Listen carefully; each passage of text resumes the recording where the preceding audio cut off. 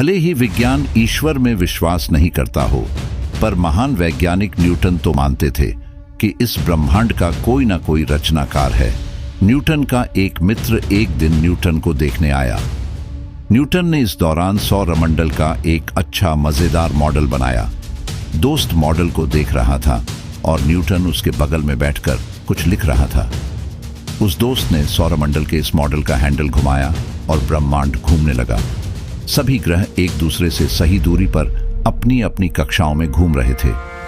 दोस्त एक पल के लिए बस एकटक देखता रहा। उसने आश्चर्य से न्यूटन से पूछा, यार, ये मस्त मॉडल किसने बनाया? जैसे ही उन्होंने पढ़ा, न्यूटन ने उत्तर दिया, किसी ने नहीं। दोस्त कोलघक, या तो न्यूटन ने सुना नहीं या समझा नहीं था, इसलिए उन्होंने दूसरी बार पूछा, भाई, मैं आपसे पूछता हूं कि ब्रह्मांड का इतना अद्भुत मॉडल किसने बनाया? न्यूटन ने फिर वही जवाब दिया कि किसी ने नहीं। अब उस दोस्त से नहीं रहा गया। उसने गुस्से से कहा, अरे, क्या पागल जैसी बात कर रहा है? यदि किसी ने इसे नहीं बनाया है तो क्या यह मॉडल अपने आप बन गया? कोई तो होगा ना जिसने इस मॉडल को बनाया है।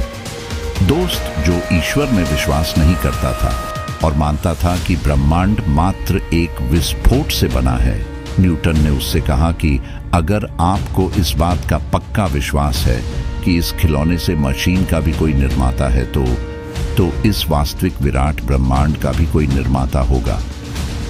इस एक घटना ने उस मित्र के मन में एक बड़ा तूफान मचा दिया और उस तूफान ने उसे ईश्वर के अस्तित्व में विश्वास दिलाया। इस कहानी से पता चलता है कि महान न्यूटन कितने गहरे आस्तिक थे।